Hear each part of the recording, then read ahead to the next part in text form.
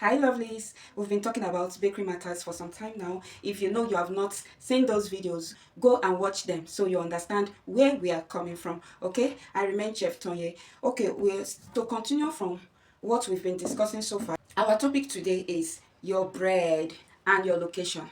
Yes, let's discuss about your bread and your location.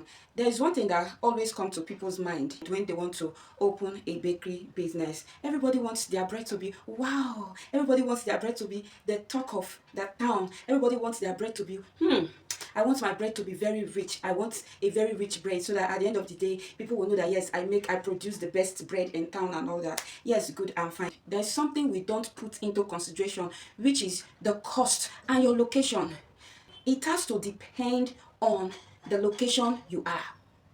That's why feasibility study is very, very essential. When you want to start your bakery business, you have to study your location. You have to understand what people need. You have to know the kind of bread that moves markets. It's good to do extra quality bread, but the quality bread you're introducing, can they afford it? Your location, people in your location, can they afford that kind of bread? Can they afford it? That is one question that should come to your mind first. So before you start your business, take a feasibility study. You have to study the residential area to know if they can afford the kind of product, the kind of bread you want to introduce to them. Of course, everybody wants a good bread. Everybody wants to produce bread that people will just be talking about it at the end of the day. You have customers and all that. It's good and fine, but your location matters a lot. If you take your feasibility study and notice that the kind of bread you envisage, people cannot buy the area, people cannot buy it, then you have to know what moves in that area, what kind of bread that moves the most in that kind of area. I talked about volume in the previous video I dropped concerning the higher the volume, the higher your profits, right? So if you are only servicing just a little amount of people, you cannot still make profits because bread is in volume. At the end of the day, you'll still be making that half bag or one bag because the people you're servicing, they are few. It's just few persons buying your bread. Except you are saying you're not giving your bread to vendors. Even if you're not giving your bread to vendors, if you're not in a good location, no matter how high you put your bread, they will not still buy. Okay, so everybody wants the best when it comes to their product. Everybody wants the best, but the only thing that makes people not to be able to maintain the quality, because of not only in bakery sector, in other productions too, when you start with a particular quality of product, you find out that along the line you cannot continue or you cannot retain that quality, so you begin to cut down some ingredients. That's where people used to say, when this person started, before, let me use myself as an example. When Tien started, Tien was, now the quality have dropped.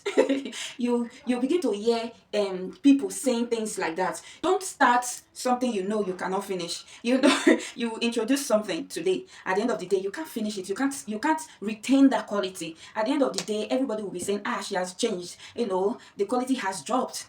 You want to still be in business, you can't retain it. So that's why don't start what you cannot finish. You cannot retain that quality. Is not even advisable to, except you just want to introduce it to get customers. Then gradually you see how you can reduce the quality. Even at that, let it not be too obvious. Do you get? So we are talking about your location and your bread price. Don't produce bread that is too expensive for the market to consume. If it is too expensive, you cannot move. You can't sell that bread. That's the truth. If your target is for the middle class, then work according to the middle class and find a location where you will find middle class residents who will patronize your bread with no issues.